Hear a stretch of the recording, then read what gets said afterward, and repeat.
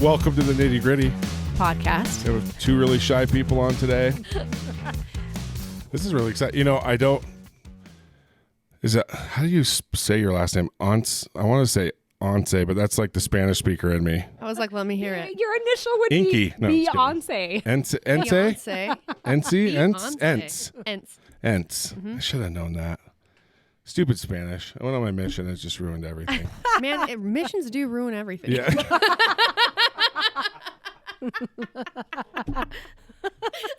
Okay. So Do a great no, we but I have- will say people usually mess it up because they say NC. Okay. Because my first thought too is like it's 4 letters. Like how can you I mess guess that with up? Mike Pence nowadays, that might help your last name, right? Like- I mean, I get it. I love that was the first I get it, but correlation you drew. yeah. Well, Oh, Brooke it's the Pence. same name with just a P. Brooke Pence. So we have a friend Why are of you the so poor? podcast so Heidi Powell, Hello. welcome. Thank you. I Thanks feel for like having this me has on. been Brewing for a while. like 6 months. We've kind of gone back and forth trying to get Heidi on here. For sure. It has. And her friend Brooke Ence, very good friend of mine that I've known forever. I think I've had about 7 schedule changes since we started talking. It's totally we're fine. here. But she brought her friend Brooke Ence. And so, yeah, we've just been chatting it up. I think we could have like a 30-minute pre-show with We all of could. our conversation before. But welcome. Thanks for Good. coming. Yeah, it's Thank It's you. awesome. surprise Thanks for me. having us. Surprise, Brooke. You just thought you were coming along I'm like, to hey, hang out? I'm gonna go to the bathroom, and I was yeah, okay. And then I walk in, and Heidi's like, "You're doing the podcast," There's and I was a like, mic set up for her. "Oh, right." She's like, I don't do podcasts. She's We're like, "You I do?" say no You to do a lot today. of podcasts. But there's barbecue. That's what we said. And then you're like, I'm in. Just feed me. Deal. We can do that. Every guest walks away with barbecue. That's just is amazing. That's just what happens. That's why so. I'm here. That's why Thank most you. people come. Let's be honest. That's why we can't Honestly, move this place. We got to keep the It studio here. smells so bomb. Thank you. It gets old. Like I can imagine. I don't have anything that doesn't smell like barbecue. Like You're it's like funny, also just attracting. I like, just my hockey sticks smell like barbecue. Like it's I have the air filter going 24/7 and it just there's nothing you can do. yeah. Comes through the vents, but I've been cooking for about 10 years now and it just started getting old. Like 6 months ago where I got to go right home and change Yeah. because I get sick of the smoke smell. But Do you anyway, cook everybody else here? loves it. Do you cook here? Yeah. You do? Well, yeah. No, they buy it. They Wow. buy it. And I bring mean, it I in. didn't know if you had chefs that cooked. That's me. What? So He's who's a cooking right now for the barbecue people So here? me and Bryce are. So Okay, that I have wow. one other cook. That's So very him and I do all the meat. So I cooked all the meat today. I cooked. Wow. Still do it. Those you walk by 2 big old like stainless steel. Those are massive smokers that you walked by. Okay. So we just cook right in here. So, You would be really unimpressed with my cooking skills. really? Yeah. Listen, we all have gifts. I'm sitting right next to him, so don't He worry. microwaves popcorn. So I crock pot chicken. That's like the extent. you know what? You crockpot. That is a step In the right direction. That's You're a slow great cooking it. slow cooking Yes. is a great way to cook. It's barbecue Yes. without smoke. There we It's- go. That's the same Yeah. exact type of cooking we do, just Okay, without cool. big logs burning. So Yeah. big difference. So anyway, so welcome. This is exciting. Thank you. I kind of want to just jump right back Jump into what in. we were Jump talking in. about. Yeah, Go ahead first. Your now ex-husband. Okay. Number 2. You guys, here's the thing. You don't have It's to one of those stack things on I'm yourself. not proud of it. But what happened, like I have to call it out because it's like if you can't beat them, join them. And I can't beat the people that are making fun of me that I am now twice divorced. So I'm going to beat you to it. You know, it's not such an remind you all. abnormal thing nowadays, though. I mean, But I'm it's- 38. You know, Listen. I think it's a very old way of thinking to think Is that it? like a woman. are we having a therapy session? Yes. right That's what podcasts are. It's Make a very me it's a feel very good about old this, it's a very please. old way of thinking to be like I'm 38, like I'm gonna grow old alone. Well, I definitely don't think I'm But going you're to be alone. no, but Tell I'm you just that. but I'm just saying like I think it's way better. I just don't want to be like 7 husbands deep. That's my dilemma. But if you are, man. Since And there's that's some one pretty hell of a ride. successful people that and have will quite you a few still love spouses. me? 100%. Will you guys have me on the podcast Of after course. every husband? After I will- there's just There'll more be- stories there'll to be a new tell. episode I'll every walk time. you down the aisle, and I will also hold your hand when we're leaving the courthouse signing divorce papers. Will you? Yeah. Okay. It's Brooke, kind of I like love you. when all the good-looking girls get sent off of The Bachelor, Yeah. and they all do the same thing. They all cry into the camera and say, "I just feel like I'm never going to find love," and you're just like, "Have you looked in the mirror?" Well, You're here's the good. thing. Like they all say it. They do. I know better. And I know Good. I will definitely find. But my thing is, I know as a human, I evolve drastically. Like who I am now is very different than who I was 6 years ago. Who I was 6 years ago was drastically different than who I was when I married Chris. And who I was when I married Chris and or divorced Derek was very different than who I was when I married him. And just knowing human evolution, not only for myself, but the person that I'm with, and seeing how Chris evolved over the course of our marriage has me wonder if forever is actually a thing that can keep two people happy the entire time. Because I think a lot of people stay in a marriage because of social pressure, where in reality they might be happier separate, unless you can find a way to evolve together. Not See, I think we need to Yeah. evolve into separate bedrooms. Like we got to have some sort of Is like that- private okay. life still, like Yes. with a Jack and Jill everything, right? So Yeah. walk-in closets in I the like middle, that. big bathroom, like. So but you only share the bathroom, but then- you have separate bedrooms? I'd rather share the bed and have Hard separate pass. bathrooms. I would rather have No, a I Jack mean- and Jill bed.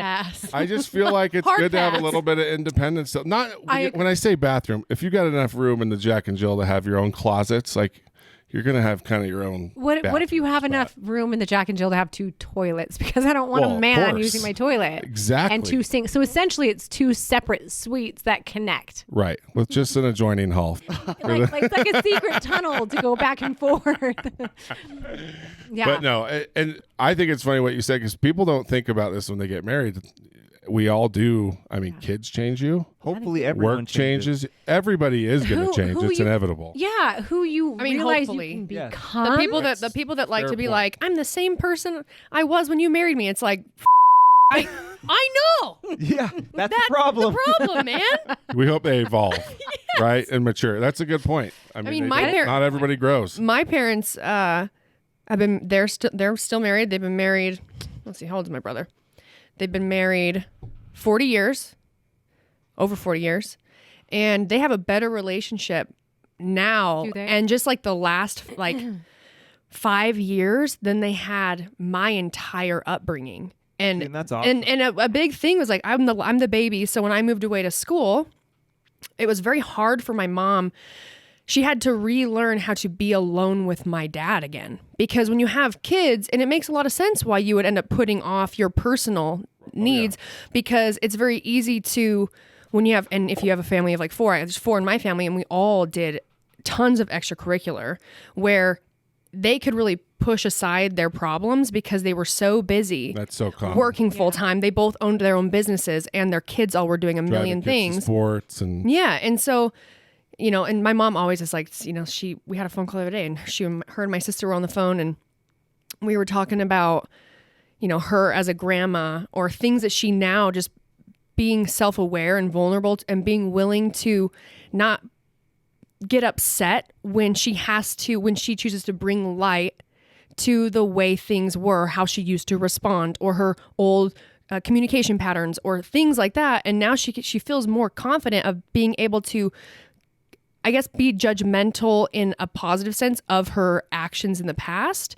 and being able to explain and share with people that she learned. Yeah, Like it's- critical. like you have being to, critical. Yeah, you have to acknowledge what had Constructive happened and criticism. learn from it. Just Yeah. like That's in growth. business and She's life. aware. Tons of growth, and Very like aware. in a sense of like her and my dad is, they were able to get to a point where they allowed each other to be critical and grow together, I think and that's great. reconnect in a way that like they have a much better sex life. My mom told me my dad was like, man, why weren't we doing this years ago?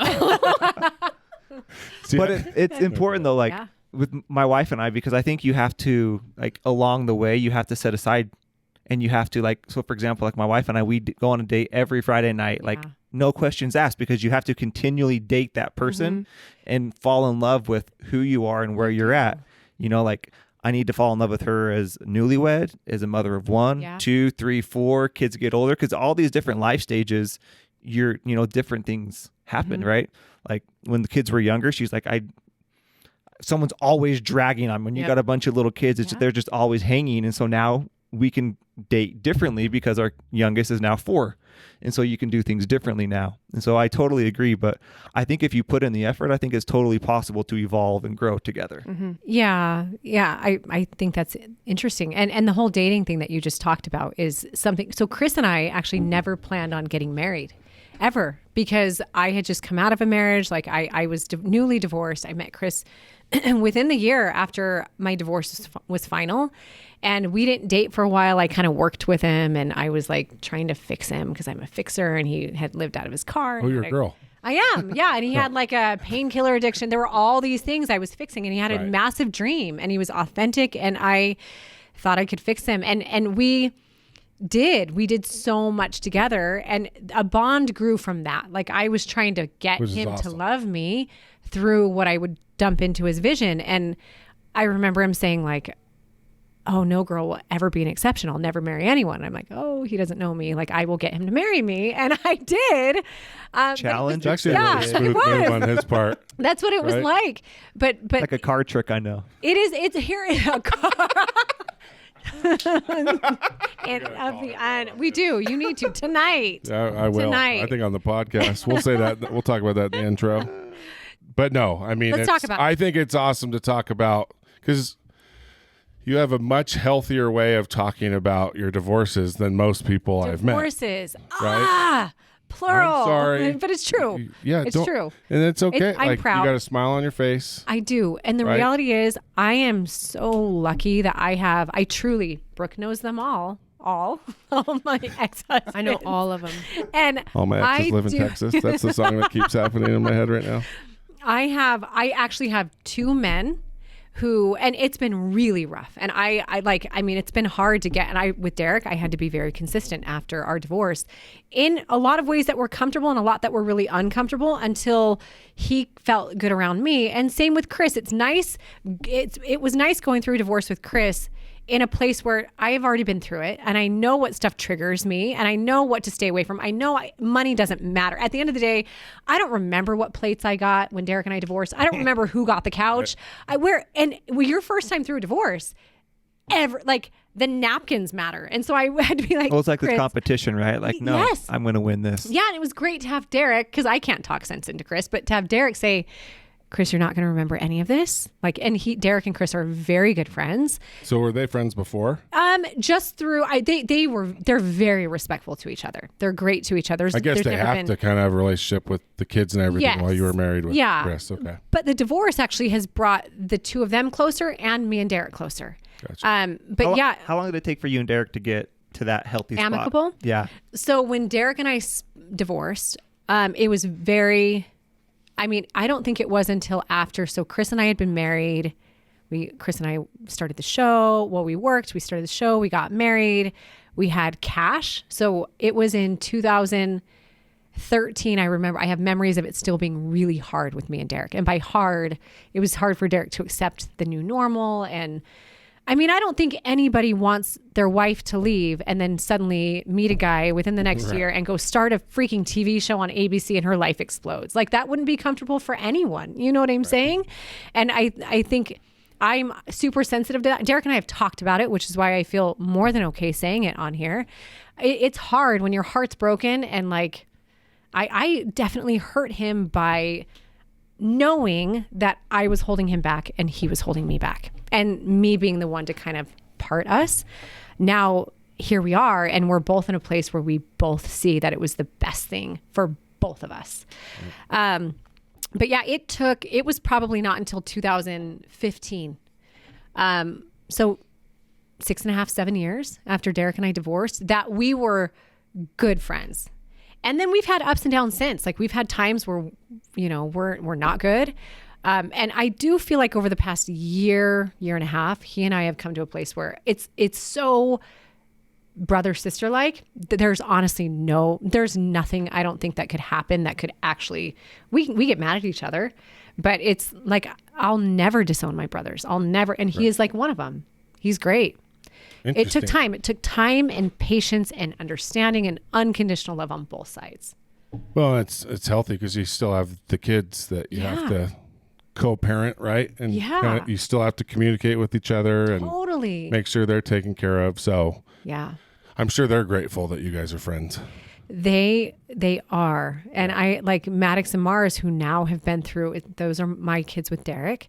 They've been through 2 divorces. And as crazy as it sounds, and I especially want to say this for parents out there that have guilt associated with divorce, because I did, and I don't carry it anymore. But those 2 kids are the most incredible, respectful, well-rounded, kindest kids. And I give so much credit to Derek, like just for who he's been. And Brooke, you know Marley and Maddox very well. They're awesome. All your kids are awesome. How old are they? Oh, they're great. Maddox is 15. Okay. Almost 16. That's your oldest? Yeah. And he's funny as hell and loves his mom. And literally, I look at him he respects me, never talks back. And if he does, and I give him that look, he's a good kid. Marley is like my mom sometimes. I don't know how I got so lucky to have kids that are so good. I feel like that about Taya sometimes. My daughter. And then, yeah, Cash and Rubes are obviously great, but they're still young. So it's really the challenging years start happening about 9, 10, 11, 12, as they start going into their teen years, you know? So I feel Do you see I the hit older the two jackpot. kind of helping the younger two the way that Derek is kind of helping Chris? 100%. Kind of have a big brother, big sister to help him through it? Yeah, and That's the way, pretty cool. Here's the thing, you guys are going to get so annoyed because I actually feel like I won the jackpot in life, and I've had a lot of happen to me too, and a lot of bad mistakes, but like something about the way that I view things, no matter the situation, I'll be like, it's the most amazing. But the way that my kids, I'm a silver lining person. I had, 2 really close. There was a 5-year gap, and then 2 really close, and It's just like us. it's awesome. Yep. Oh my 2 gosh. 1.5 years apart. Yes. 5 years and then 2 years. Same. Yep. And it's the best because Maddox and Marley just love on Cash and Ruby. And it's like there's so much space. There's enough space to where there's no competition, but not too much to where they don't relate, Right. And of course, we have our challenges. And when Maddox is around, there's always a fight going on between the kids. Or when Cash is around, it's always the boys. There's always a fight. But they get along really well. Do you mind if I ask, so where are they? Are kids with you? Are the kids with Chris? Dads. With the dads? You were going to say dads, huh? I wasn't going to say dad. It's hard to remember both names. So God anyway, bless are next they, man. Right? God bless. Actually, whoever the next one is going to be super lucky because there are a lot of good people in the family. That's awesome. Yeah. So right now, the way that I have Cash and Ruby half the time, so it's 1 week on, 1 week off, and I have Maddox and Marley like 75-80% of the time. And so my kids when Cash and Ruby are there for that week, I have Maddox and Marley there that whole week. So I just kind of took my divorce decree with Derek, showed it to Chris, and I'm like, hey, I know you want the kids 50. Can we have all the holidays, all the days with the kids overlap? And Chris is like, yeah, of course. Like, because everyone, their kids are the priority. Right. So right this moment, Cash and Ruby are with Chris, Maddox and Marley are with Derek. Derek and Chris actually get together and go to movies when they all have the really? I am not even kidding you guys. You could have them both on and they will attest. I'm telling you, I'm the luckiest person in the world.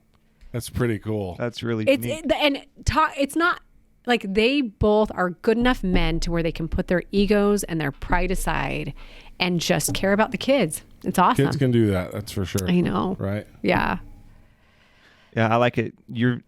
So one of my favorite things is events only have the meaning we give them. Yeah. Right. And so you keep talking about these things like, oh, I'm silver lining. A lot of people say, oh, you're not a realist or you live in the sky. It's like, no, like I can define anything. Like I can define whatever happens to me and I get to choose whether I act or react to that event. Right.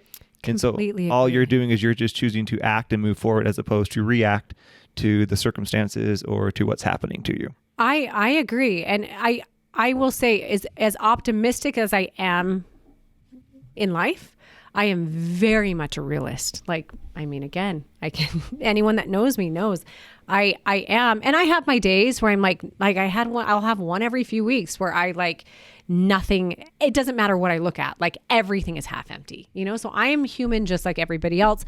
But for the most part, there is so much good in what life has to offer in every divorce, every challenge, I feel like there have been ways in my life where I've severely been abused. And I look at those, and I had the blessing of working with 76 people that were between 300 and 600 pounds who went through the most tragic of cut that out.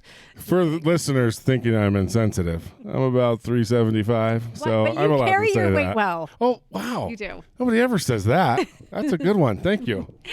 Well, but the people that would end up on the show, they had some of the most tragic Right. things happen to them in their lives. And one of my best friends is one of the contestants from the show that I met 7 years ago. His name's Bruce Pitcher. He's from here. Really? Yeah. Do you know Bruce? I From remember Orem. Bruce. Yeah. His dad sexually abused him and many others and is in prison for life. I mean, his episode was insane. I actually remember that Yes. whole thing. He is a rock star, like the guy. And what I believe is that Oh, those yeah. horrible events. I remember Yeah. him. Though you need to watch his episode. It's insane. Wow. Those horrible events, I believe, give them the capacity to grow in a way that someone who hasn't been through as much could grow. And so and they all they've all developed these amazing personalities, these incredibly kind hearts. They're all humble. They're all broken when they come to us. The only thing they haven't conquered is their weight for the most part. None of them are assholes. They're all so nice because they've had to learn to adapt, and they're talented in a million other ways. And it's like when we can help them overcome what is their biggest security and show them the power that they have within. Chris and I used to sit there and say, we would have to go to all these Hollywood parties and events. And every time we'd be like, these are not our people. Like agents, attorney, like our people are the people that met us when they were 500 pounds. Those are our people. That's good. They got real compassion and empathy for people, so I want to know, how did you get into the fitness world? Like, was that always the thing for you growing up? Good question. Chris has the most amazing story. It's like, when I was this age and I had a weight set put on me and I was bullied in school. I don't have a story like that. I grew up with a great mom and dad who were very physically fit. My dad was Mr. Clean with all these muscles, and my mom was Barbie, like a little muscle Barbie, and the sweetest person. And I grew up watching them in the gym. And when I was 15, I was a gymnast. I was a cheerleader, competitive. They would take me to the gym with them, which then in my mind as a 15-year-old triggered, I must be fat. I must be unlovable. Eating disorder started, right? So I had an eating disorder for 10 years. That started when I was younger. Ironically, I was this kid. Was there any conversations that were had that triggered that, or is that all just happening in your head? 100% in my head. And I see ways of being in some of my kids, like Maddox. He's not susceptible to an eating disorder, but of other types of things that I think he is. There's just these, your brain as a teen is not fully developed. And so to think that we can make decisions, like I remember actually thinking little things like my life is over. Like you as a kid can't see past this wall of pain that you're feeling. And I remember my body completely consumed my head. And I had torn my ACL twice in cheer, 1 year and then the next year. Wow. And I was a flyer. And so being a flyer who had horrible body dysmorphia, I remember being at practice as I was healing and like they were lifting me and the girls were drinking water. I wouldn't drink water because I thought taking a sip of water would make me too heavy to lift. It was just this really distorted, crazy way of being. And my dad would always do challenges. He'd be like, hey guys, it was in an effort to be healthy, but like, I'll pay you $1,500 if you don't eat chips, fries, or candy for a year. And so for me, I started restricting and it turned into something horrible. And I was 5'6", 89 pounds and just, not good. Actually, when I came to Utah after I graduated, my eating disorder was like at its all-time worst. And it had gone from anorexia to bulimia because my dad would force feed me. And I figured out how to throw up. And I'm like, oh, cool. All these things I couldn't eat for 5 years, I can eat anything now. Bulimia turned into a food addiction that it was awful. Terrible for me. So and here's the crazy part. During that time, I was a trainer. Like I was a trainer right out of high school at a local LA Fitness and totally went from straight A student in high school to a D/F student at ASU who ran away to Utah to go to UVSC and thinking my problems wouldn't follow. And they did. And they got 10 times worse. I worked at Gold's Gym here in Orem. Oh, no. Yeah, I know. But so fitness, it wasn't until I had kids that I started healing and seeing a therapist and fixing myself.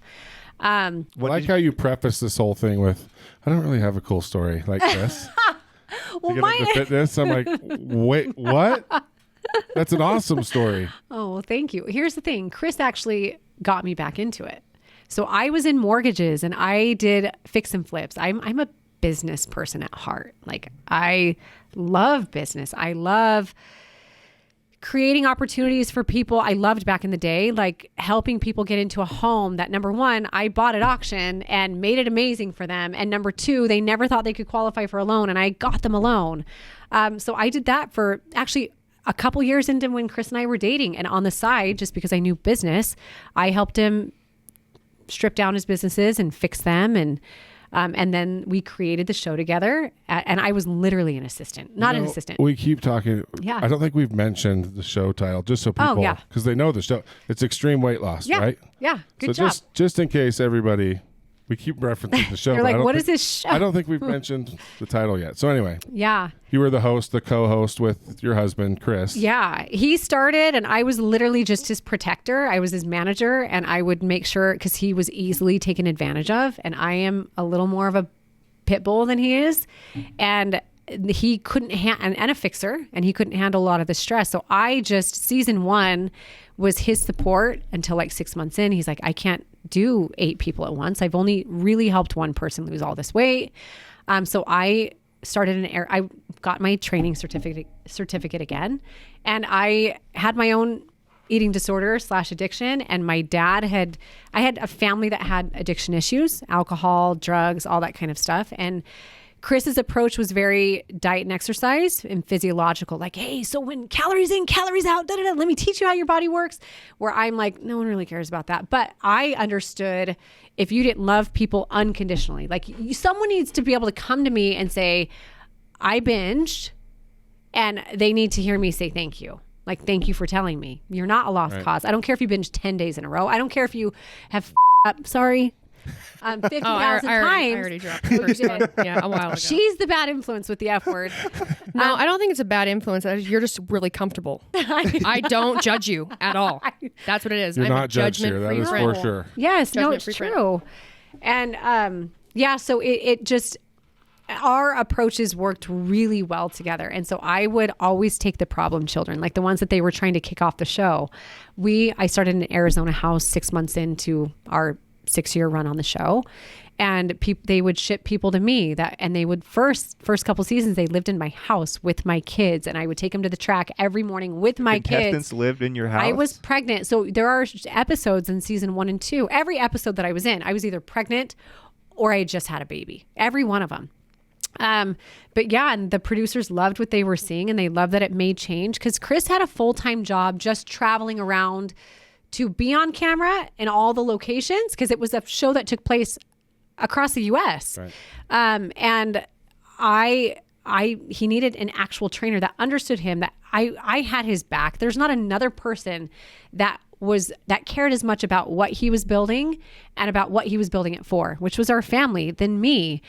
So that's how I got back into it.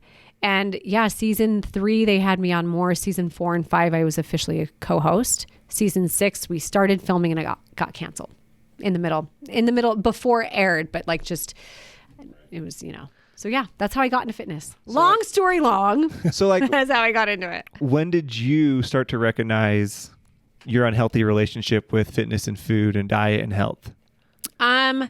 I knew I had an unhealthy relationship with food when I was in high school at home. Like, I remember laying in my bed at night thinking I was going to die and thinking, I hope someone catches the fact that there's vomit all over my toilet because I need someone to save me. It's like any addict. So, I mean, I just went through something with a family member of mine. I finally got them on the phone. I said, hey, we all know you have a problem. Like, aren't you tired of running? Like, aren't you sick of it? And just tears, because anyone that's in an eating disorder right now, or anyone that's inside of an addiction, there, you're there and you actually want to be caught. You just are scared of what being caught and being responsible and accountable for making the decisions will actually look like. So I did know back then. You want to be caught, but if you were caught, you'd get so mad at the person that caught you, but so grateful like inside that they caught you. Yeah. And scared of losing what I call my trump card, like my ace in my pocket. Like at any point in time, I didn't know that I could control my body through actually eating food. At the time, it was a lack of knowledge. Like I could never go back to an eating disorder because I know too much now. Like I didn't understand that food actually creates a lean physique if you want it. It can create a larger physique if you want. It can create a softer physique. It can also create a lean physique. You have to eat enough. But knowing that was like a thing that I didn't, and so I wanted to be caught because I didn't want to die, but I didn't want to be caught because I wanted to be able to, I hate to say it, but throw up if I ate too much. You know, I wanted to know that I could rid myself of this thing because in my eyes, I felt like if I wasn't skinny, I wouldn't be accepted. And if I wasn't accepted, I wasn't enough. And, you know, we all want to be liked. Why do you feel like there's so much like bad or conflicting information when it comes to fitness and food? I feel like there is so much out there. And unless you spend like dedicate time to understand and research it, it's hard to really know the truth because you'll see people that will say this and they may be in good shape and they say that. So it's like, oh yeah, that must be true. But then you learn about it. It's like, no, that's not right. Look, the reality is there is going to be a stance and a study to back up. You always find what you're looking for, right? You do. And so I think what it actually boils down to is choosing one way and sticking with it and learning how to erase and cut out the noise. It's because if you think like, honestly, every diet out there, every claim you read, most of them are true in some way, shape or form. If you stick to it, like almost any diet you look at will work. Even the diet that says you can eat a marshmallow dream bar every day, which is mine. It's all about compliance. Yeah. And that's why like 90% of diets fail because people can't be compliant. Yep. Yeah. The one that works is the one that you actually stick to. The one that works is the one that you work. Yeah. Well, and obviously too, like depending on the extreme of like what you're trying to, achieve, Yeah.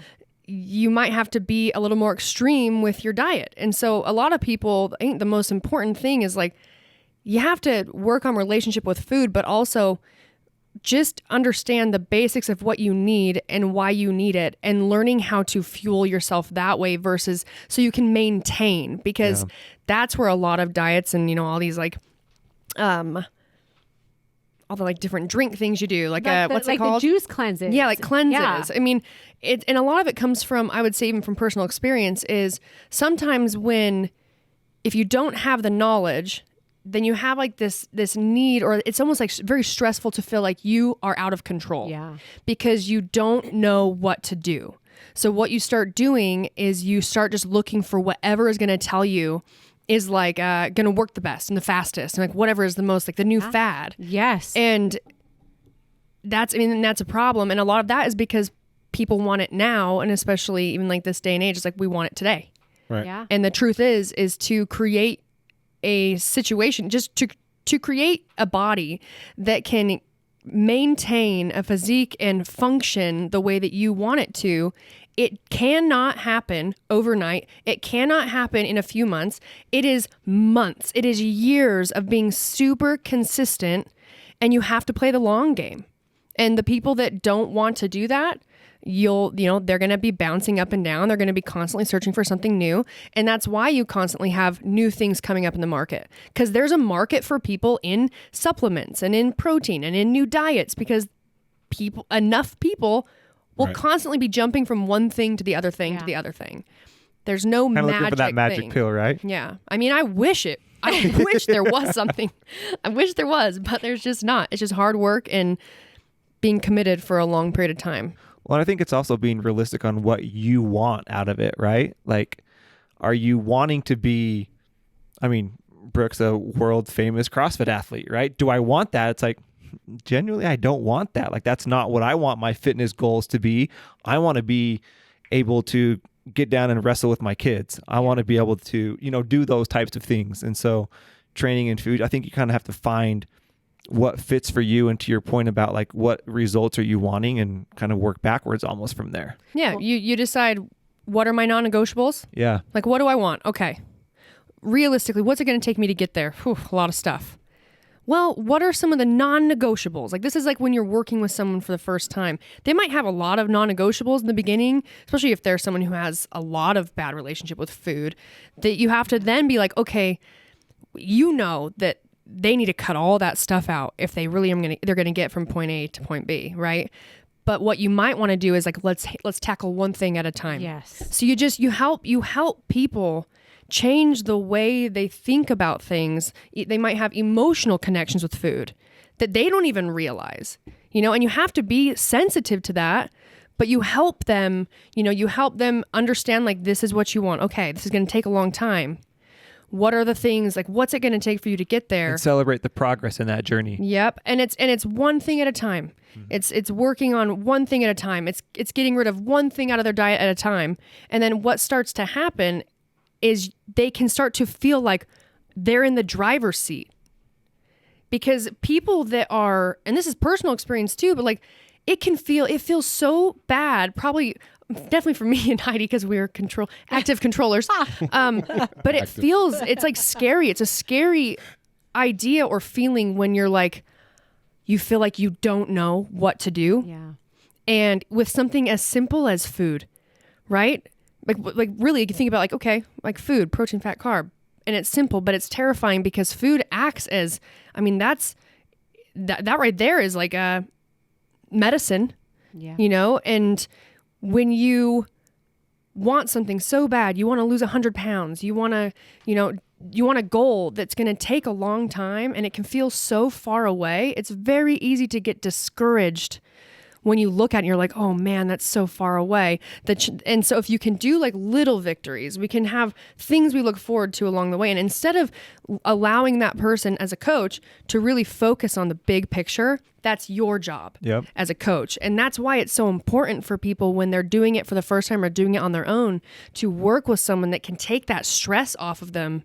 But then if you're working with the right person, what they're learning along the way is they are reshaping the way they think about what they eat, how they fuel themselves, and you now have control to make decisions for yourself. And that's the most important, and that's what's going to change people's lives long term, and be able to maintain and have control over their diet and their body composition and everything long term. And then from there, if those people have kids, they get to pass that information on, and over time, we will have more people that have the information that they need. The skills. And just have the information that they need. Yeah. I love, actually, I'm just going to piggyback on that. What she said, I think it's super important for people to know, like you said, world-class CrossFit athlete. I mean, really, you, and IFPB Bikini Pro. Yeah. And the Bikini Pro. I walk in heels and I pose really, really well on stage in a bikini, if you guys don't know. But I think it's really important for people to know that I was going to say the best thing I ever did for my eating disorder, I didn't, not that I was throwing up when I was with Chris, because I wasn't, but just for my mind and my understanding in general of my body, was hire a coach. I have a coach to this day. Not that I don't know how to do it, because I do. I can set my own macros. I know the reality. Brooke talked about a coach.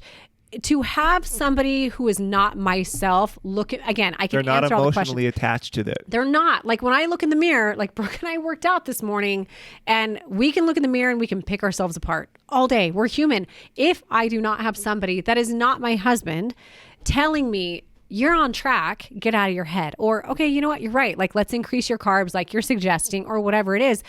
You need that feedback. And people losing weight, you need a coach, because you're not going to see the progress that you're making. You have to hear it, and you have to have somebody that you trust, that you can go all in with, and you can like commit to completing that your journey with. Well, yeah, it's really important. The best athletes in the world, the top business people, all have, I think the average is like 4 or 5 coaches. Well, right? For Michael all Jordan, these different aspects right? of their life. Yes, they all do. Like Tim Grover is one of my good friends who is Michael Tiger. You know, he's Kobe. the Kobe. He's the coach of all the greats, and Such a great book. Relentless. Yeah. I'll let him know you said hello and you said so. But like that, we've talked about that many times before, and I appreciate him in my life as one of my coaches. He reaches out to check on my mindset, and it's really important that I have people that can put me in check and coach me in different aspects of my life. The best coaches have coaches. Mm-hmm. They all do. Yeah. And what's funny is all of these things, I know this topic is fitness specific right now, but it goes into business, it goes into relationships, all of these same principles. Like that's what I love. Like a principle that's true, it's true across all different platforms, right? Yes. And so you can take these things and you can apply them in different aspects of your life, and you'll find different levels of success, but you have the tools, you'll know what to do to get to the next level of whatever it is you're trying to get to.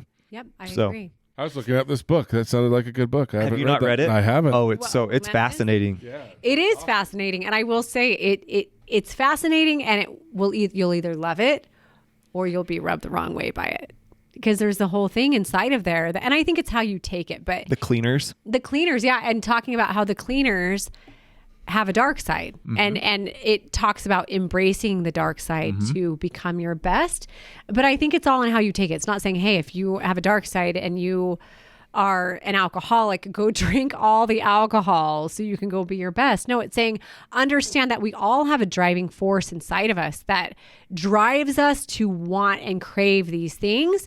Take that energy and unleash it against your opponent or against whatever it is that you're trying to tackle in life. I love that book. Well, it's what Brooke said. No judgment, no shame, right? Yeah. It's acknowledging you have this inside of you. Yes. No judgment, no shame. Use it to your advantage. Amen. Yep. So, I was watching Tottenham Hotspur, the English Premier League team. They have like what do they call that show? They've featured a few teams, like New Zealand All Blacks, where they follow a professional team for the season, and they just signed Jose Mourinho, who was just featured in that new Netflix. Did you see the new coaching series that just came out? Mm-mm. It's like Doc Rivers, Jose Mourinho, basically like 5 of the most winning active coaches in the world of sports today. Okay. And in one of the last episodes, he's like, there's one thing you guys aren't doing, and you won't win until you do it, and it's you got to be assholes. I'm like, wait, what? And he kind of explained himself. He kind of has broken it. He's Portuguese, but he's just like, you can't be the nice guy and help people up. You can't, like, if you got to dive to get a whistle, you got to dive. Like, you got to be an asshole to win at this level. And what's funny is I kind of thought, I think it's to the point that you guys both made. It doesn't mean that you're rude to the next person. No. It just means that you're focused, you're driven, and you got to use every tool you've got to win. I kind of dug it. I think it's a little counterintuitive sometimes because just to hear, I think it's more of his broken English than anything. To go right. Yeah, exactly. Like it doesn't mean you're a dick to people. It just means that you focus on the winning when you're on the field, and you can focus on the people, maybe after the game or whatever. But if you look at Jordan and Woods and all those guys, they're just. I think that it's just hard for people like mere mortals, normal people. Right. I think it's hard for them to accept that. Right. It's not hard for people who are competing. Sure. It's not hard for people who are on the field because they know exactly what they have to do. Right. And when you have to be so focused, like I was watching the Jordan documentary. Yeah. And I loved it. I was like, people were terrified of this dude, but they also loved him because he kept everyone together. Right. He kept people accountable, but he was mouthy. Strive to be their best. Yeah. And that's what he did because he knew that that's what he was going to do. And he wasn't going to be with a team that they weren't going to do it too because he was there to win. Right. And some people could watch that and be like, wow, you were such an ass. Like you were like that's not cool. And it's like, well, there's a reason why he was at that level and none of you are. Like you like you don't I would always compare like people that this is very different, but people will say, oh, you do CrossFit, or like aren't you scared you're going to get injured? And I said, I'm like, well, you realize that someone who's going to go to the CrossFit games versus someone who's just going to go to a gym to be healthy and functionally fit, that'd be like someone who plays, flag football on the weekends trying to think like, oh, if I'm just going to go to the NFL. Right. Like, of course you're going to get injured, but there's different levels of doing it. And how bad do you want it? And I think I don't think you have to be an a-hole. Don't you love how I filtered that word? But I dropped the F-bomb. Just create a little less Kids work are for Brent. listening.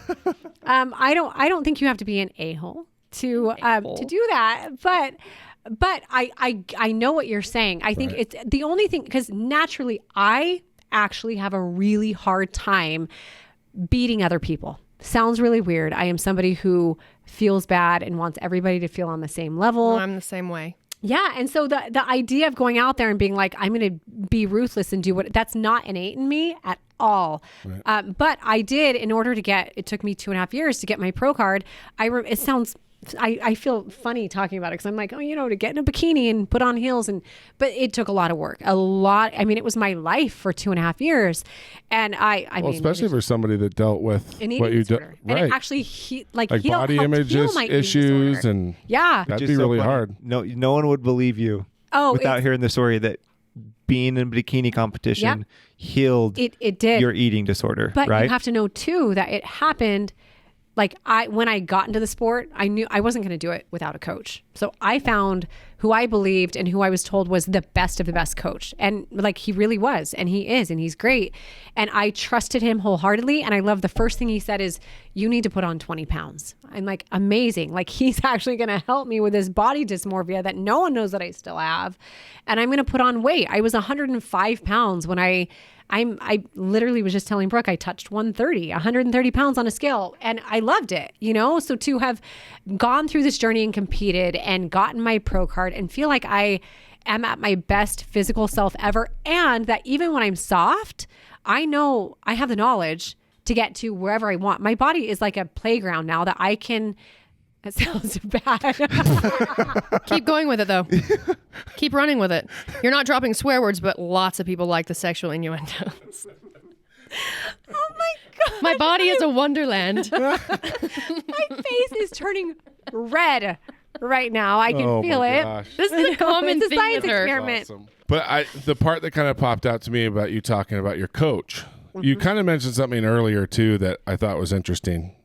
Our wives really don't like compliments from their husbands sometimes. It's like it doesn't count. It's almost like you have to give us compliments. So I think you regarded this coach as the best of the best. You can't have an accountability partner and something like that as a spouse. Well, I think a lot of spouses would agree whether it's fitness or not, right? I think it just sometimes just gets to the point where it's like, okay, yeah, like you look nice today. Oh, thanks. But for somebody with the body stuff that you dealt with, to have somebody in his position tell you, like, you got to put on 20 pounds. Like that's got to be a eye-opening feeling, and to kind of be able to tell yourself, like, up to this point, I've always thought I needed to get more weight off. 100%. Right? And the difference is when you tell your wife she looks good in a dress, or if she says, hey, how does my butt look in these jeans? If you say they don't look good, and you say that they don't look good, she's going to be pissed at you. If you tell her that they look good, she's like, oh, you're going to say that anyway. Yes, it's true. You're Lose. It is 100% lose. And I went through the same thing with Chris. If he said that I looked great, I was like, he has to say that but then when I'm like, hey, listen, my dad was honest with my mom. Tell me when I'm not. And when he was honest, I'm like, what, like in my mind, there was always a motive behind his answer. I didn't know what it was. And not that I didn't know what it was, but I didn't trust that there wasn't a motive. You just and want to get laid. No, I think that's a very normal thing. Feels that. And so it's like, to do you want a back rub, honey? It's like, yeah. whatever. But to have a coach, it's true. What's that scene in This Is 40 with Paul Rudd? So it's good. like, we should do it. She's just like, oh, I've got diarrhea, but you want to? Or whatever she said. She's in the He's bathroom. like, oh, well, now. Anyway. But yeah, it does. Having like with me, I knew this coach. I'm like, I will do whatever he says. And the reason I'll do whatever he says is because if I get on stage and I look like crap, his name is on me. And I had a bigger following. Right. And so I'm like, he's not going to tell me to not go a specific way and sabotage me. We're like, you don't know with a spouse, like, because there are spouses. He's got a vested interest in it too. Oh, you He trusted his does. motives. That was the key. 100. Like, he wanted to win. He's the guy that introduced me to the Relentless book. Okay. And anyway, so yeah, he wanted to win, and I knew that. It's driving me insane. Damn fly. Be the- Oh, like a gosh. One fly. Just Brent killer. almost fell out of his seat trying to kill it a minute ago. Killer hornet fly. And I think you dropped your phone, right? I don't know. Something dropped. Kind of scared me. She's like, But no, that's I think why coaches are so good, because you know exactly what their motives are. Yeah. Right? Because it's almost like they're paid to have that motive, and so you trust it. And if you don't trust your coach's motive, get a It's not new gonna work. coach. Yeah. Yeah. Like the power is in your hands. Yeah. so what can husbands do to get compliments and be taken seriously? Honestly, You Like what? I think that's an interesting question. compliment your wife, Yeah. and then she'll compliment you. Is that what you're asking? Well, no, like, how do you do it with them? And to and get they your believe you. compliments to be. I thought you said you. Yeah, like if I say that you look, Consistency. Maybe- I bet a lot of people have that problem, right? For sure. 100%. And my first response is it's a problem with her. Interesting. Like from personal experience and perspective is like sometimes like I know that it is hard for me to accept compliments and not That's and like, interesting. almost from anyone. Yeah, And for sure. and some stuff it can stem from a deeper insecurity that I might have with myself. Or you're just feeling off that day. Or you're feeling You're not off. feeling like nothing Yep. anybody else can say is going to really change. Yeah, and That's a great. I think everybody probably deals with that. yeah, and it could also be too like more men and women, because I'm sure it's everybody. Yeah. Right. Need to just work on even just the act of acknowledging it, like acknowledging a compliment, and allowing Great- that's great allowing advice. yourself to accept it. Yes. And I think it's super important, and this is for like friends, this is for husband and wives, this is for family, it's business relationships. More people need to practice not immediately assuming the worst of somebody that they know so well and they love so much. I think, and I have been through quite the journey the last few years and just being very self-aware and vulnerable. And I think it's really important, if you want a relationship to work, you have to kind of immediately, it could be the worst. Like someone could say something to you or do something and it might end up being that. But if you just automatically, especially with strangers, if you just automatically assume the best case scenario of where their intentions from, Give them the benefit of the doubt. Yeah. then That's great advice. If you assume the worst, you're not only leaving yourself with a negative energy, but you're putting that out towards someone who, it could be a stranger, it could be your loved one, it could be whatever. If you assume the best, assume, a positive thing, then you feel a little bit better. Right. Even if it was the worst for them, but you give them back a much more positive reaction when you're probably going to help them have a better day or feel a little bit better about something. Right. God damn that fly. But yeah, that's something that I've It definitely. just means you're really helping somebody right now with what you're saying. That fly's like I trying know to shut you up. he's like, yeah, tell him. No, I think that's really, really good advice. It's like your silver lining thing, Heidi. Like it's just. Do you want to nerd out on that a little bit? Do you have a quote? They've scientifically measured that you can measure positive vibes 6 feet away from your body. Wow. It's like So- COVID. So if I'm, Dude. Socially distant. but like they've scientifically proven, if I'm a positive person, I'll have a positive impact on you 6 feet away without saying anything to you. Is that why they're That's kind trying to of get us to amazing. stay 6 feet away from each other right now? Trying to divide us, those sons They're of trying to bitches. give you some time to Right. change your energy. You're getting closer. You better get more positive. Well, I think that's really interesting because it's true. We all have those like, just light bulb people that you just feel good around. But I like your point, Brooke, as far as just one, you don't want to stop people in your life from saying nice things to you, right? Yeah. And to allow yourself to say like, maybe I do look good. And you know what? Maybe I don't feel it, but it's still kind of that person to say it. Well, Someone right? actually had brought up to me at one point, they said, because I am not good at accepting compliments, and I have not been good in the past. And a lot of me not being good at accepting compliments has to do with me wanting to lower myself to make everybody feel that's where a lot of mine comes yeah, from too. for sure. Like I don't Like want never anyone wanting to think be that perceived as like you think you're better than. 100%. Dim your light. Someone actually, yes, I love that. There's a really great quote about that. But someone actually said, hey, you need to understand think of what it's like, Heidi, when you give someone a compliment or you give a gift and they give it back. Right. And I'm like, oh my gosh, like that would hurt my feelings. I want them to accept it and to love it. And they said it's the same way when someone pays you a compliment and you reject it and say no, you're almost telling them that you don't believe them, you don't trust them, you're not accepting the gift that they're trying to give you. And so I think too, for you or anybody listening that gives compliments that aren't received on the other side, Brooke is right. And it's a me thing. Like when I can't accept a compliment, it's a me thing. It's not a you thing. But also as the compliment giver, you need to understand that whether your compliment's received or it's not received, your good intention is Don't all that stop matters. giving them. It really Do does. not, Absolutely right. Like let it bounce off the wall. It doesn't even matter. And you know everybody appreciates it. They do. Even if they show. I really like the picture that you just painted of like giving someone a present. And it's like, nah. And then they just chuck it right back to you. Yeah. If we thought about compliments or kind words that way, it would kind of change your perspective, right? Yes. Like you just say thank you. Go I back. You may have 5 of those in the closet already. Yeah. But, it's still. But you know what? And if you do, go re-gift it. Go find someone new that Pay needs it that forward. same compliment. Yeah. Go give it to them. Right. And we have a hard time being kind to ourselves. So if you were to tell your wife your butt looks great in your jeans and she didn't believe it, it's probably because that whoever the wife is listening has spent so much time in the mirror saying how crappy her butt is or how she doesn't look pretty. And I have to think about for myself, because the words that we speak to ourselves are far more powerful than words that anyone else could speak to us.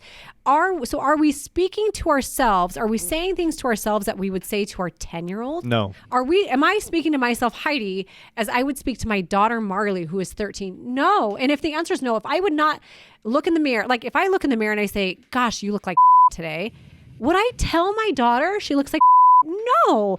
Be as kind to yourself as you would be to the people that you value and you love the most, because you are the only person that will have a direct impact on your life for the rest of your life. Yep. It really is. It's so true. I mean, Go Giver, favorite book of all time. The 5th law of success is the law of receptivity. You have to be open to receiving, right? It's like you can't breathe without blowing out.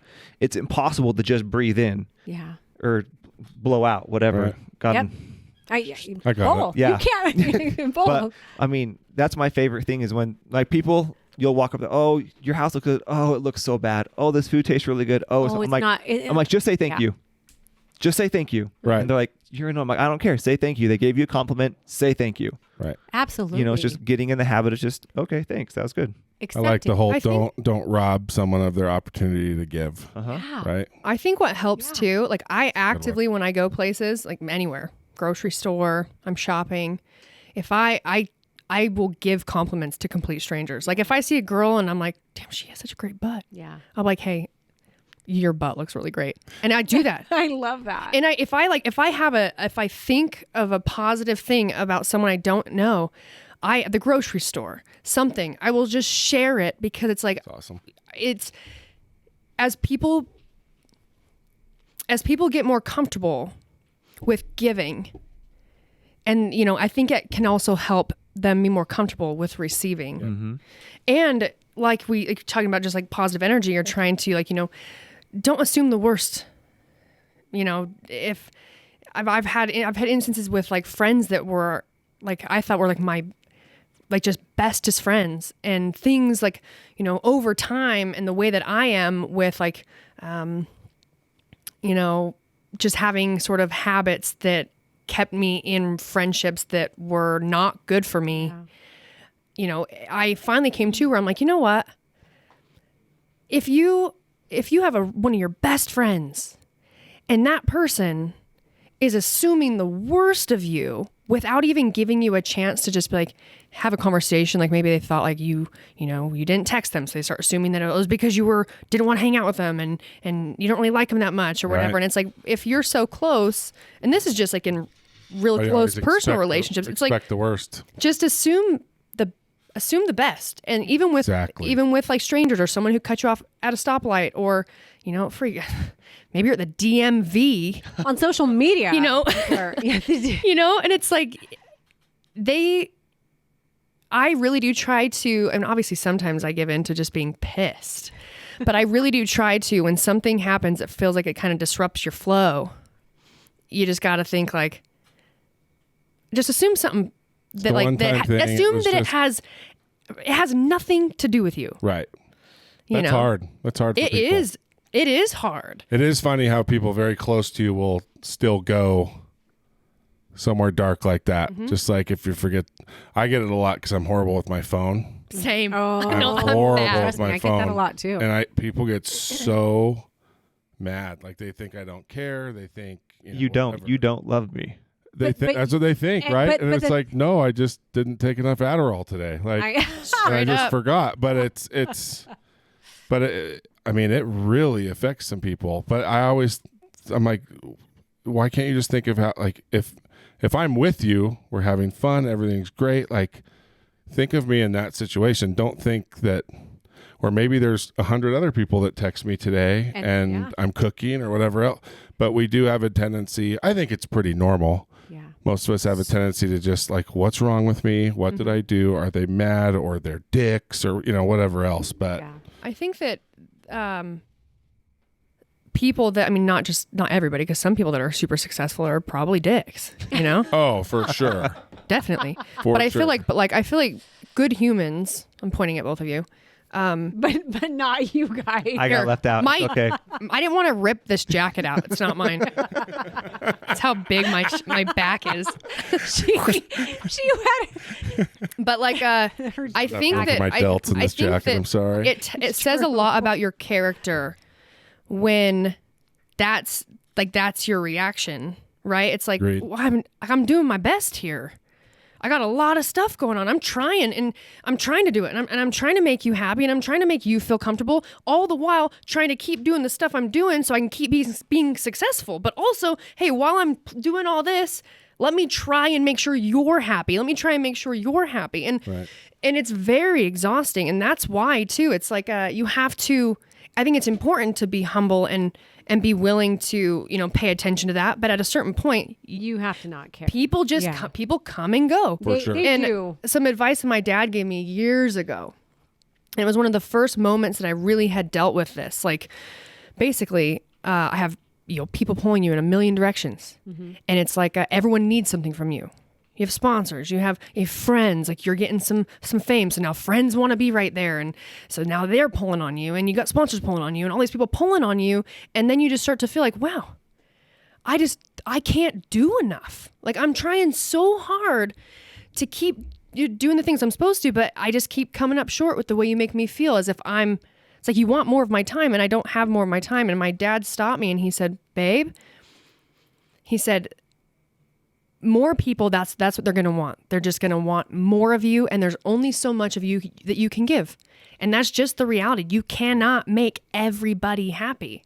And the people that are worth having around, and the people that are the friends that are going to be there forever, and they're going to be like life partners, life friends, they're the ones that really understand you. Right. And just like, you know, and they'll cut you a break. Yeah. And you talk about, like, you know, growing up and changing and evolving, and that's, and you do have people, friends that come into your life and they leave your life. And it's like, that's just the hard truth. And I think people that try so hard to make sure every single relationship stays, like someone who, you have friends that like need more of your time. Right. Well, you can do that and it will probably work out. You know, it probably, at least they'll be happy. Right.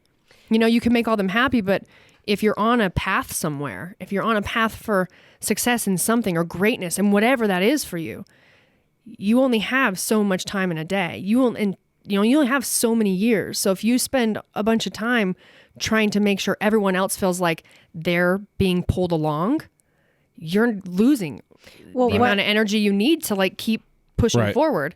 When you spend your life trying to make everybody else happy, the one person that isn't happy is yourself. And it's not to say to be selfish, but Chris and I put your preached own it for mask years. on first on the airplane. You have to. Yeah, it's beneficially selfish. You have to be Sorry, selfish in kids. a way. There's only one. Like, oh, it's much better.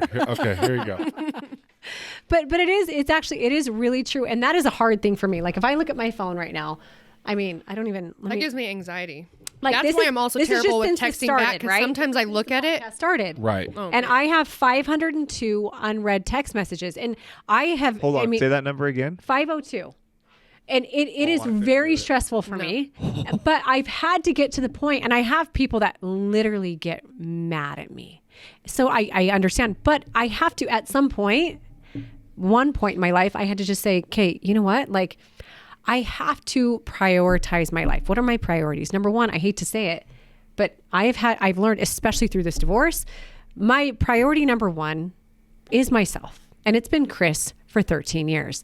And when you make somebody besides yourself a priority, when that thing ends, you are lost. And I felt like I was lost for a year of my life after everything with Chris, started falling apart.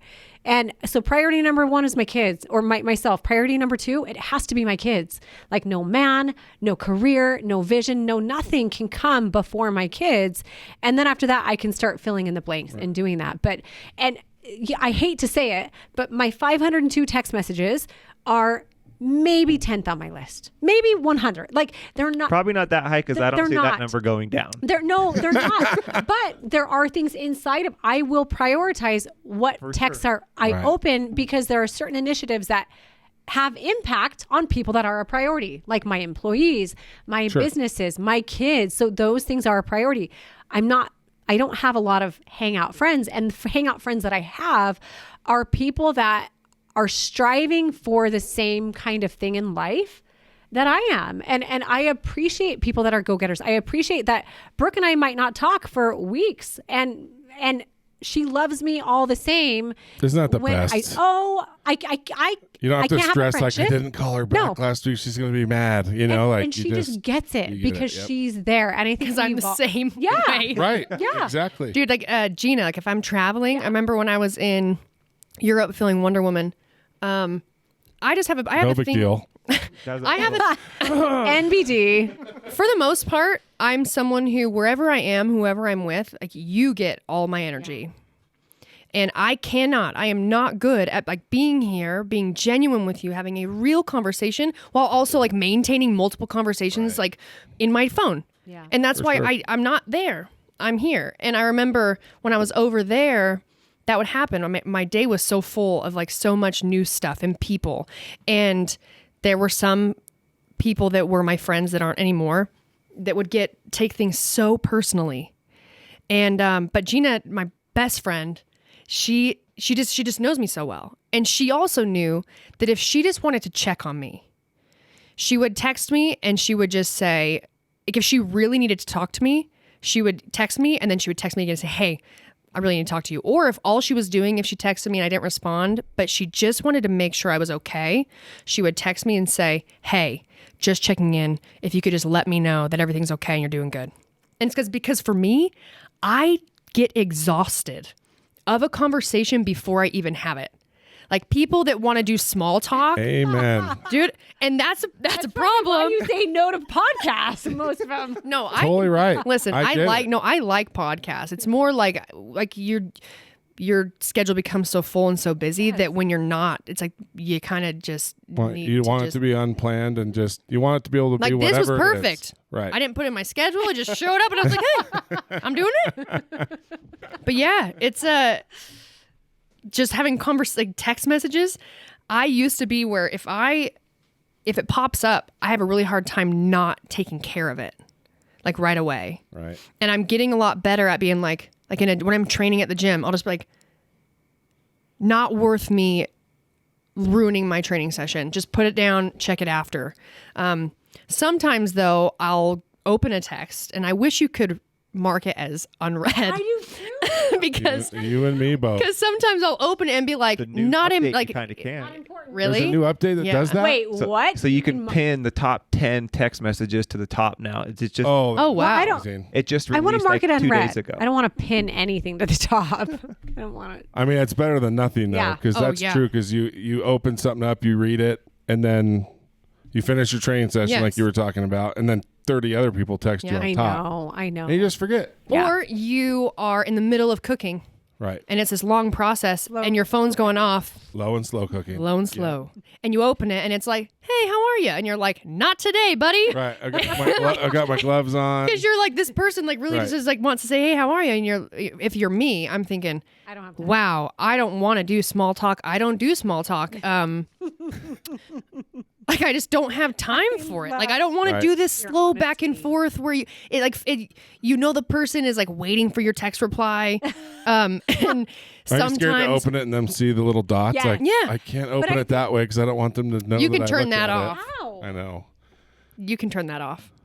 I need to turn that off. Yep. After this because I don't want the dots to pop But up. like anymore. you know, I get freak out I get about myself in trouble because it's not that you don't want to respond. It's just like for me, you'll look at it and think like right now is not the best time unless it's like a really pressing matter. And if you text back and say not now, you're With certain You certain don't people, put the perfect emoji next to it. They're going to be offended. With certain people, I will text back and be like, and I will do that because they get so like they're slowly they're a little sensitive. And so me like meeting in the middle, right? I'm like, all right, let's meet halfway.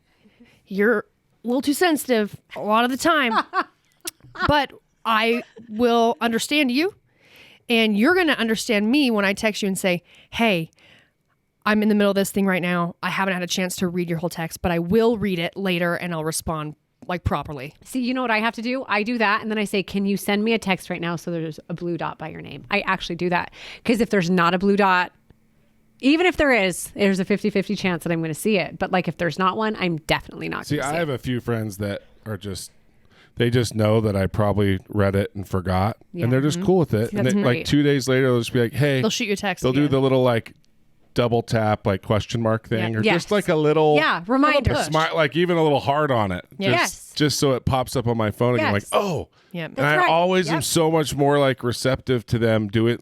It just, to me, it shows them appreciating I agree. how I am. Mm-hmm. Yep.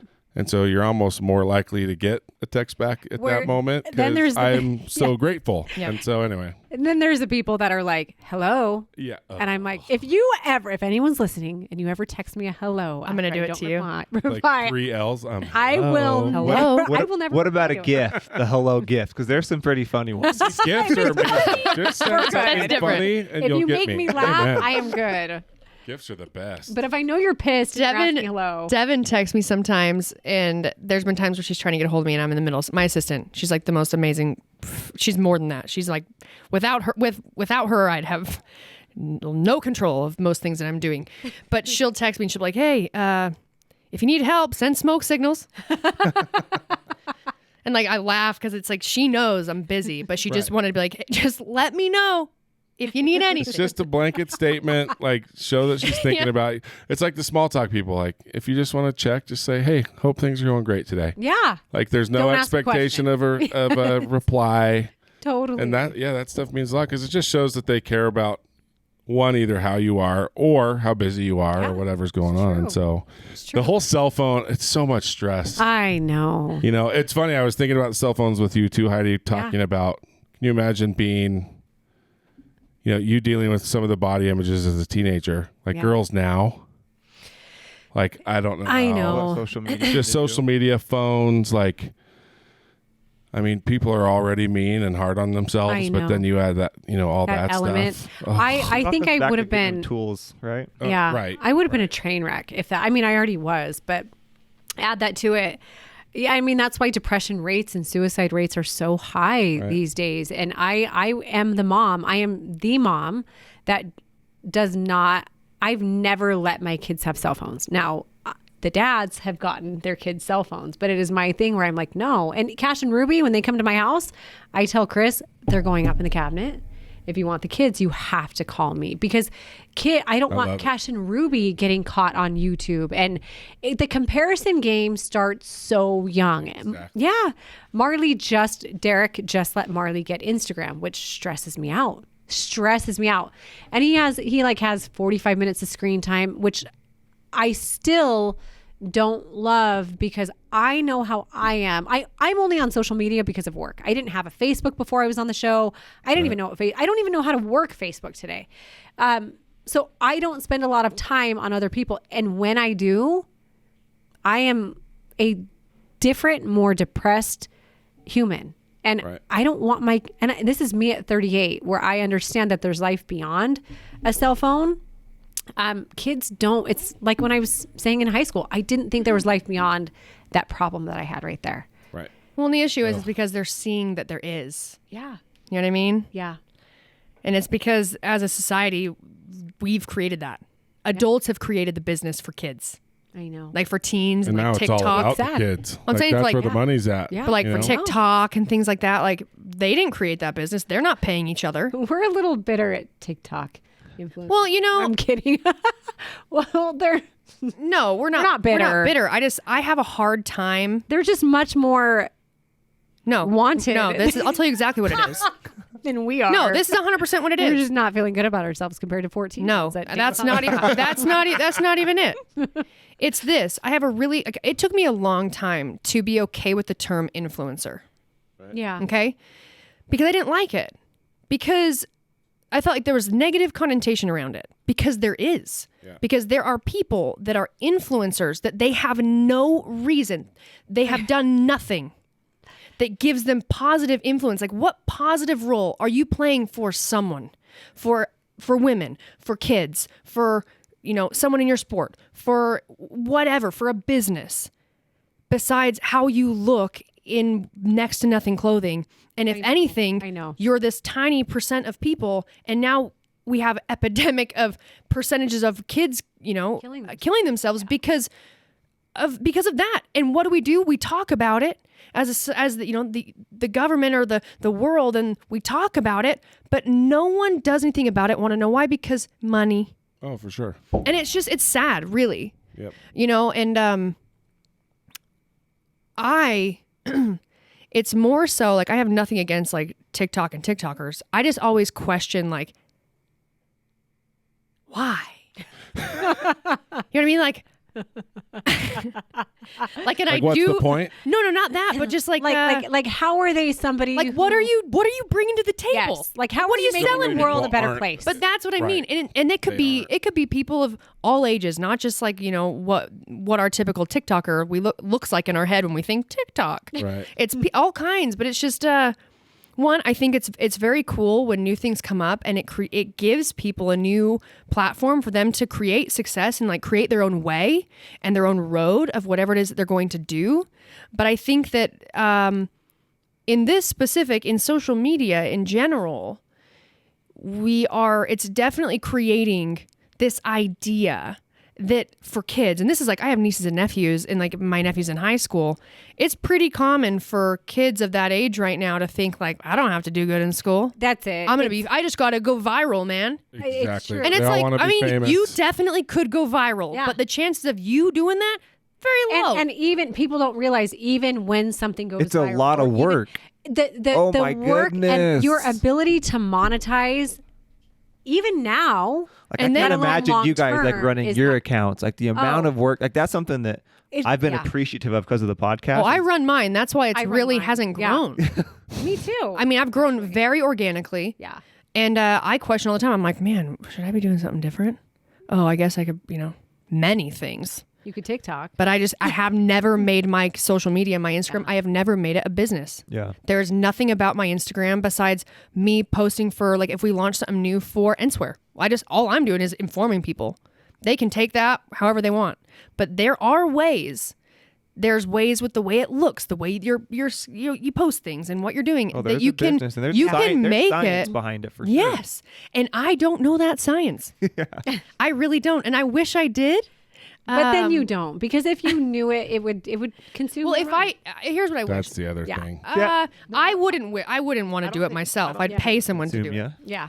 Because I think just like with all businesses, I think once you learn the rules of it, I'm just saying, just if you like- focus like- on the social media aspect, like, and you start seeing that feedback, like growth is going, I can see how it could consume you. Like, I got to keep this train rolling. for sure You know it what I could. mean? But I think if you go about it Yeah. the right way, just like with I'm in business and marketing in general, it's like, I'm going to drop a bunch of money in Facebook ads. I'm going to drop money in SEO and pay-per-click. It's like, Right. it's just, you look at it for a tool for what it's there for. It's like Anna saying, set your 20-minute, Yeah. 15-minute timer Anna every day. McFarlane? Yeah. Do you know her? She's Oh, one yeah. of my favorite people. That's how we met. Oh, that's right. Yeah. Half of our guests come from Anna. No, Anna's I the cannot. boss. I love her so much. She's Yeah. amazing. But yeah, she gives that advice that, right? You brought it up. Remember, She's I talked maybe back the one against it a couple weeks TikTok ago. person. Anna's my favorite TikToker because Well, if everybody she's TikToking about right.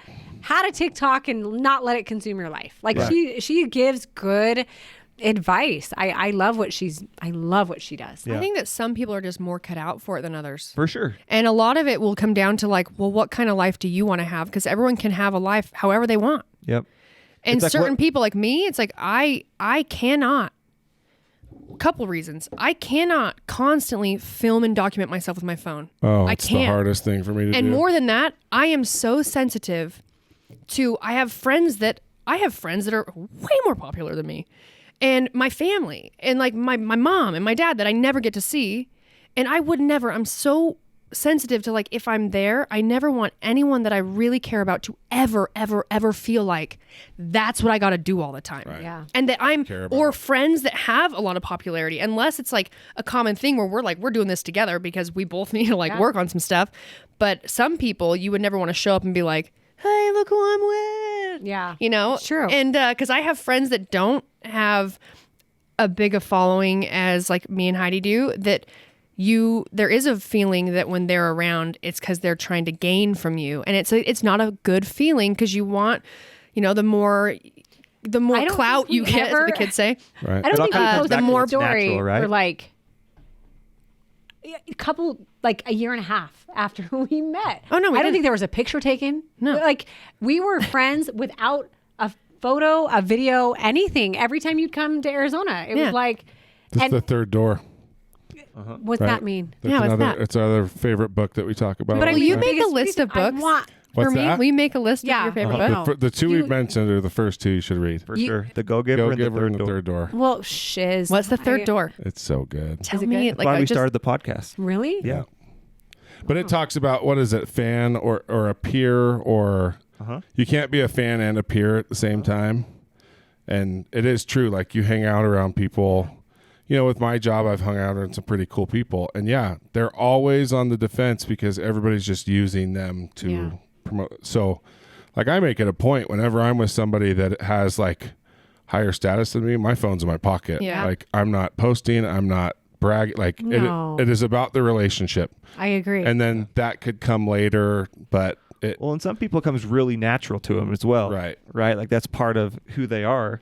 right. Like, hey, let's take a picture. Like, okay. I would never, like, my wife always gets mad at me. She's like, did you get a picture of the kid's soccer game? I'm like, Yeah, see, I'm horrible. at no, why would I do that. that? I hate the phone.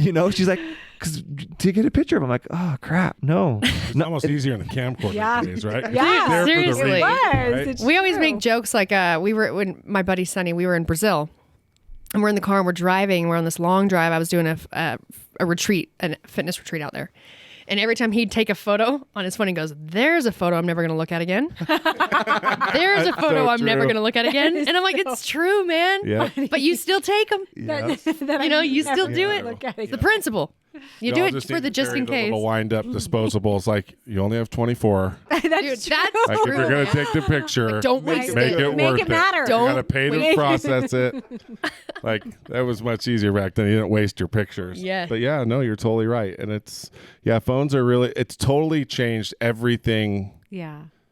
Like, our whole social structure is changed forever because of phones. true.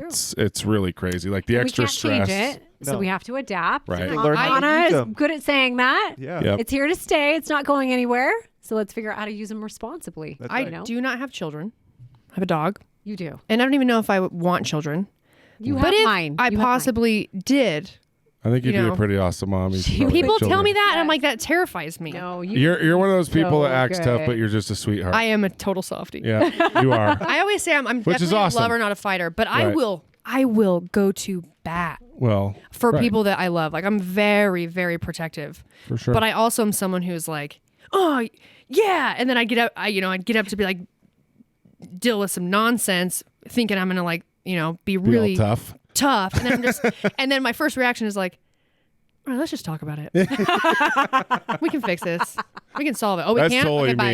me. I'll get in a fight. I've played hockey my whole life. I'll fight with somebody, and then after the game, I'll just be like, "Hey, bro, I'm sorry. My name's Cameron. Nice to meet you." That's so cute. Then we'll become friends. Like I'm totally like that. But it's so you can be both. It's a good balance. You But can I be was gonna tough say, and sweet at the same if I time. were gonna do it, I'd homeschool. And I was a kid that grew up thinking like Until homeschool you kids were weird. homeschool, and then you won't homeschool. Then you anymore. realize you Kids pay out. taxes for I'm babysitting. telling you. I mean, listen, I don't have children and I've yet to have them, but by the time I do, I will make sure I'm in a financial situation where I'll homeschool the kids, but not personally. I'll hire a teacher. Because think if I was teaching them, they'd be screwed. I mean, I can teach some stuff. You can. School of hard knocks. I can teach them real stuff. You teach me a lot of stuff. But it's more so because I would figure it out because I genuinely, when I'm around like my nieces and nephews and just hearing about like, it's just, when I was growing up, you went through different types like bullying and like how kids were. And the fact that it just seems like it just feels harder. It's just scary. And like, who knows what it'd be like by the time I pushed one out. Grew them up. It's Kept them you alive. guys are like, well, but that's really, I just want to let you know, that's what happens. You push them out. So Right. that's the reality. Some people get a little Just in bit. case you Pulled all didn't four know. of mine out. Did you? Yeah. Wow. C-section. Oh boy. Yeah. The idea of, and part of that too, though, is like when I was growing up, I spent a lot of time outside. So like I didn't get a phone. I got a cell phone finally when I was, I want to say maybe like 14. And the only reason my mom got me one is maybe 13, like the summer right before I turned 14. My mom got one because I was at the dance studio constantly. And I would be there till 9 p.m. at night. And it was during the summer, you'd be there all day. And if it was during school, I went there after school and I was there all night till like 9 p.m. And so it was more so because then she knew she could get a hold of me. Right. If I needed her at any point, I could call her. And that was what it was. That's, how things were. But I spent a lot of time outside Yeah, a lot of kids are losing that now. Yeah. That's for sure. Yeah. That's the scary thing because I mean we all know what 20 minute like how quick 20 minutes can go by when you're on the phone. I know. Just disappears. I know. But a kid, Yeah. like I mean they'll sit there for 4 hours if you let them Oh, and yeah. just be locked in. I know. Did you ever do the 1-800-COLLECT thing? Like when you're of at course. What's that? practices? So when I was in basketball practice, Yeah. you go to a payphone and you dial 1-800-COLLECT, and then when it would say, please state your name, you'd be like, Mom, I'm done. Come get me. Yep. I did that surfing growing up. So that way you didn't have to pay for a phone Yep. call and you didn't have a cell phone, We but just that's how you let your call mom for know, them. come get you. You're like Oh my San gosh, Quentin that's so Penitentiary. good. Mom, I'm done. Come get me. God, that's No, it's true. Kids will never deal. Like I was telling somebody the other day, I grew up in Southern California, and my mom would just drop me off at 9, 10 years old at the beach to surf on Saturday, Yeah. like all day long. And we'd like get out of the water. We'd go to a Jack in the Box across the street, Yep. ask for a water, a lemon wedge, and then we get sugar, like sweet and low, make like free lemonade. Like we just have Yes. this whole like thing down. Like to think of a 10-year-old I just dropping them know. off to go surfing I know. all day, no cell phones, Yep. and that's what we did. I made a collect call saying, "Come get us," and she knew exactly where Mom, to I'm done. go. Give me- And Yeah, it was the kids best. just don't have that anymore, and that's I think that we need to do more as parents to give them those situations where, like, you let your boys go golf. Like that right there is like so many parents won't do that at their age. Just See, let I'm them go out and scared. be in the world by I'm themselves a scared little of bit. even as small as walking to school Totally. in a group. I mean, even like Absolutely. when I remember when I was in elementary school, we would meet at like the neighbor's house at the top of the street. We'd all get together and we'd walk to school and we'd walk home. And I remember me being older and my sister now has kids.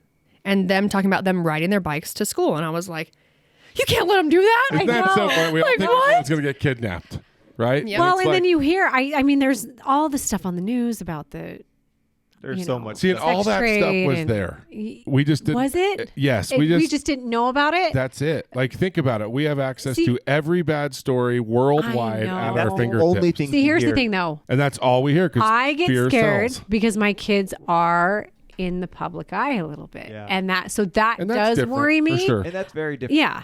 Yeah. But it Don't does- nobody care about me. No, you can walk anywhere you want. You can walk anywhere you want. Well, and kids are sharper than we give them credit for because you do need to teach them, like, hey, if there's something that's like making the hair stand up a little Yeah. bit, like something's off, Stay away. Yep. stay away. They need to know how to deal with that situation. Yeah, If we sure. don't give them those tools, that's why true. they're saying right now there are more kids in their 30s living at home than ever before. Really? Yep. It's My kids, staying longer 18, you're and out. Longer and longer and longer. Wow. And it's because they just never really grew up. Figured out how. They've just Yeah. been kind of babied and sheltered. And we think that we're protecting kids, but really we're just We're hurting them. enabling them and hurting. Yeah, for sure. But it is it's a tough thing, but it's a weird world to live in, especially in our age group. Well, I'm 41. I don't know. I mean, you're what, 35? But you know, I grew up when there was no phones. Like I remember having a cell phone right after I graduated high school.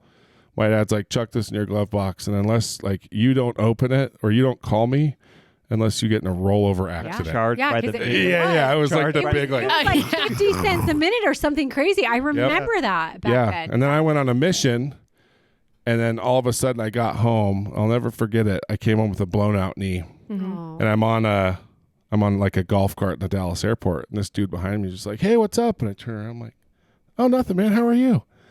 And he just kind of goes like this. Oh. And he had a Bluetooth? headphone in. No, not blue. There, Okay. that wasn't there yet. Okay. But just a headphone plugged into his phone. He goes, like, "Oh, What is are it? you listening to music?"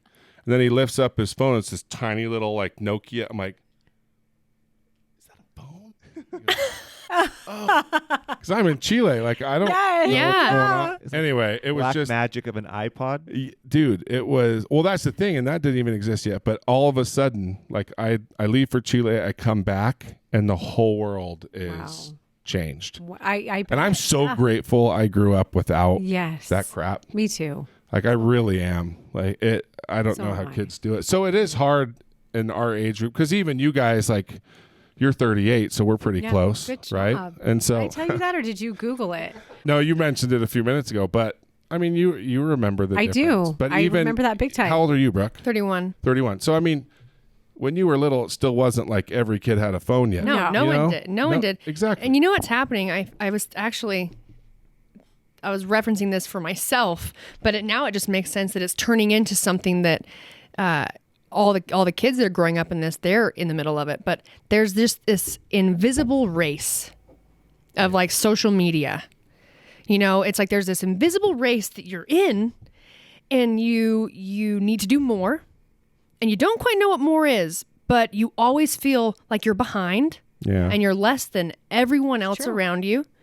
And that's like a big issue for, I mean, not just for kids, like for adults. For everyone. Yeah. But like having that Oh, for sure. constant feeling of like you just can't get ahead. Yeah. When in reality, that means nothing. It doesn't exist. It doesn't That whole exist. concept of being there or finished You're never going to be there. ever. Yeah. Ever. You Yeah. guys, I have a guy waiting for me at Starbucks. And 5:30 or at 5? 5. Oh no. I know, we're late. We're late. You made us wait. It's fine. It's fair. True. It's fair. No, you're worth it. You're awesome. This was great. Thank you. We'll have to do it again. Where can they find you? I know we have tons of stuff you guys are both up to Yes. we didn't get to talk about. So really That's quick, okay. let's at least We'll have to do it again. let's talk real quick. On Instagram, Facebook, all that fun stuff. I'm at Real Heidi Powell. Website is HeidiPowell.net. Okay. You can find all the stuff. And there's lots of stuff going on. There is. We have an app. We have supplements. We have coaching. I have my own life coaching stuff. We got skincare. You know, she and I have a skincare company here in Utah. No way. Really? Yeah. Very Called cool. Athea. Athea? Athia. Skin. Yeah. Yep. Athea. Awesome. That's a whole different conversation on why I it's there in know. Utah with Arizona and California. Well, you know, Oh, well, A lot of reasons. We'll have to talk about it next time because I have a guy waiting at Starbucks right. for me. It's not a date. It is not husband number 3. It is, and I'm a watcher. I'm here just to observe and report. Brooke, what about you? On Instagram and YouTube and I'm Facebook on YouTube too. I think my Facebook. I really don't do Facebook, guys. But at Brooke Ence. Awesome. And I have a YouTube channel that's awesome. Go like and subscribe. That's what I'm really trying to pump right now. And I am doing many things just like Heidi. But if you want to follow along, those are the best places to do so.